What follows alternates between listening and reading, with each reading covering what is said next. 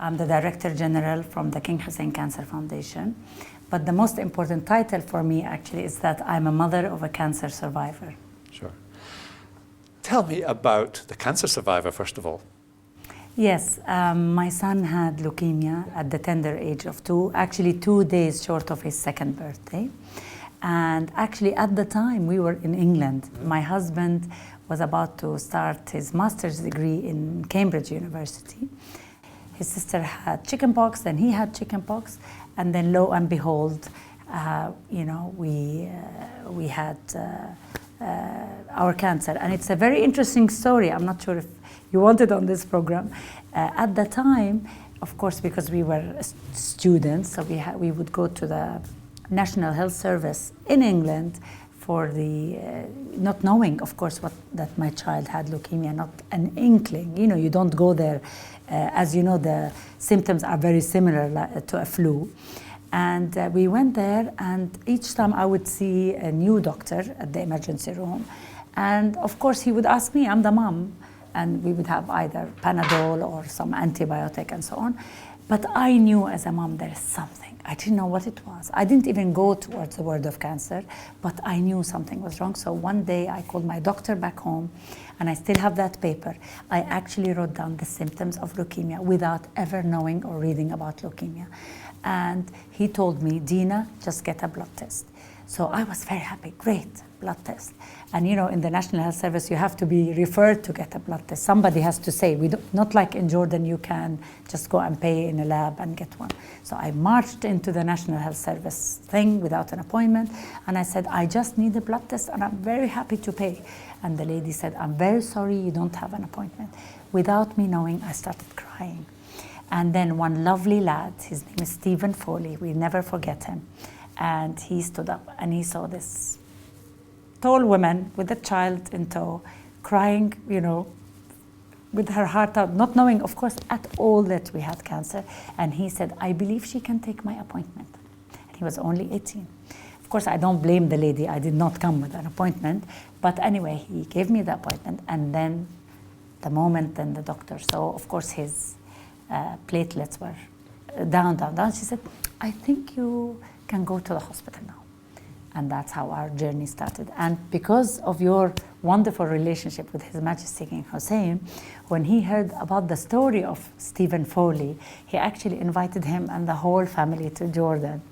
And it's just such a nice, I'm forever grateful for him. And that's how we started our journey. And now you're really getting stuck in about the advocacy, and now you're giving something back, I suppose. Yes. Tell us about the foundation. Yes, after England, my son during treatment, I knew that he might need some bone marrow transplant, and so we went to the States, because actually an English doctor told me at the time that it's good to go to a place where there is volume. And so we went to Boston, to Dana-Farber Cancer Hospital, and sure enough, he relapsed, and we had to have the bone marrow transplant. And so when I came back, we finished the treatment there. Of course, it was like a grueling 2.5 years treatment. We went back home, and that's when Her Royal Highness Princess Ghida Talal, our chairperson, who is a wife to a cancer survivor, His Royal Highness Prince Talal, she asked me to join the fight. And of course I knew, that this is something now. My son, alhamdulillah, as we say in Arabic, that he survived cancer. I was of the lucky few that could go abroad to get treatment. You know, thousands of mothers, just like myself, don't have a chance. They would have mediocre treatment at home, if any. So I have to give back. This great luck, using my title, it's not there for free. You have to give back and utilize it for something. The work of the foundation has spread way beyond Jordan. You're international, you're famous, you're making an impact. How do you handle that? How do you use that for the benefit of cancer patients in Jordan? You know, what's wonderful about really this foundation and the Cancer Center is that we really grew organically.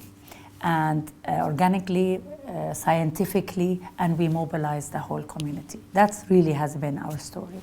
And from that, and we were focused. In the beginning, we focused on treatment because I know many people, when we would go to these wonderful conferences when we first started, they say, oh, you have to work on prevention, you have to work on early detection. And we said, no one is ever going to listen to us when they still believe you die from cancer, because all they see is people walking vertically to the cancer center, coming out horizontally.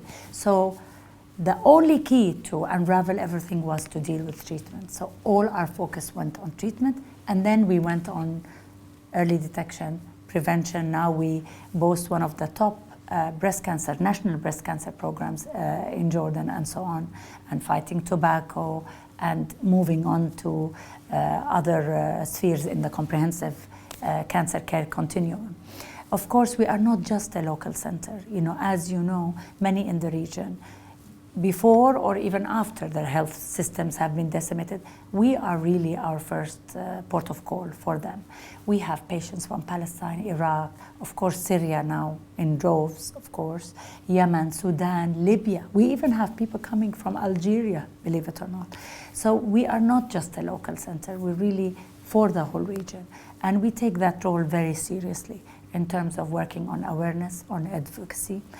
We have our cancer center helps train many cancer centers, being in Palestine, in Morocco. We have agreements with them. We're very open to sharing our knowledge with everybody, because the region is still far behind into delivering quality cancer care.